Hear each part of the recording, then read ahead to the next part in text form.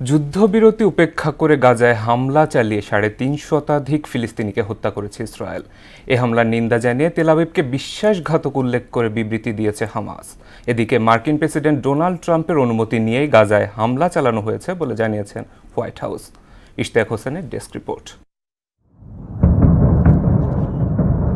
যুদ্ধবিরতি উপেক্ষা করে গাজার দেইল আল বালা, খান ইউনিস সহ বিভিন্ন অঞ্চলে বিমান হামলা চালিয়েছে ইসরায়েল। এতে আশ্রয়কেন্দ্রের তাঁবুতে থাকা নারী, শিশু সহ বহু হতাহতের ঘটনা ঘটেছে।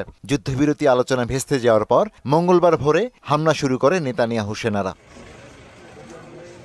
ইসরায়েলকে বিশ্বাসঘাতক উল্লেখ করে এই হামলার তীব্র নিন্দা জানিয়েছে ফিলিস্তিনের স্বাধীনতাকামী সংগঠন হামাস। এদিকে মার্কিন প্রেসিডেন্ট ডোনাল্ড ট্রাম্পের সঙ্গে আলোচনা করেই ইসরায়েল হামলা করেছে বলে জানিয়েছেন হোয়াইট হাউসের প্রেস সেক্রেটারি ক্যারোলিন লিভিট।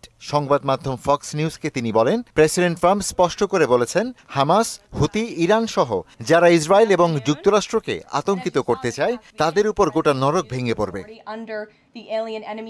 চলতি বছরের ১৯ জানুয়ারি হামাসের সঙ্গে যুদ্ধবিরতি শুরু হওয়ার পর গাজায় এটি ইসরায়েলের সবচেয়ে বড় বিমান হামলা। এর আগে গত ১৯ জানুয়ারি গাজায় হামাস ও ইসরায়েলের মধ্যে যুদ্ধবিরতি চুক্তি সই হয়। ওই যুদ্ধবিরতির মেয়াদ বাড়ানো নিয়ে কয়েক সপ্তাহ ধরে প্রচেষ্টা চালানো হলেও তা ব্যর্থ হয়।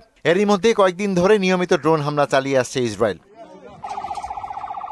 এদিকে হুতি বিদ্রোহীদের যে কোনো হামলার দায় ইরানকে নিতে হবে বলে সতর্ক করে দিয়েছেন মার্কিন প্রেসিডেন্ট ডোনাল্ড ট্রাম্প। নিজের সামাজিক গণমাধ্যম ট্রুথ সোশ্যালে দেয়া পোস্টে তিনি বলেন, হুতিরা যতবার হামলা করবে ধরে নেওয়া হবে এর পেছনে ইরান জড়িত।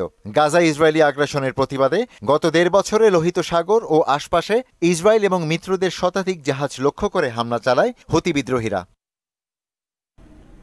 ইশতিয়াক হোসেন, মোহনা সংবাদ।